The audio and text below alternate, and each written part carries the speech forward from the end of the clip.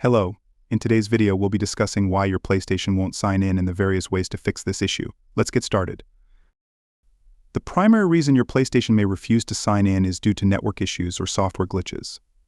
A poor internet connection can cause sign-in errors, even if you are using the correct login credentials. Additionally, software glitches in your console can also lead to this problem. Here are the best solutions to resolve this issue. First, check your internet connection. Go to the network settings on your console to ensure it is connected. If necessary, restart your router to stabilize your internet connection. This can often resolve connectivity issues that may be preventing you from signing in. Next, restart your console. Press and hold the power button for 3 seconds to access the power center.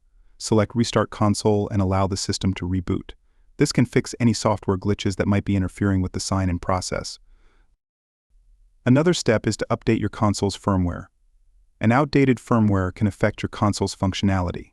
Open the Settings menu, tap System Software Update, and select Update Now to install the latest updates. If the above steps don't resolve the issue, consider resetting your PlayStation Network password. Go to the PlayStation website and click on the Sign In option. Select Forgot Password and follow the prompts to reset your password. Thank you for watching. Until next time.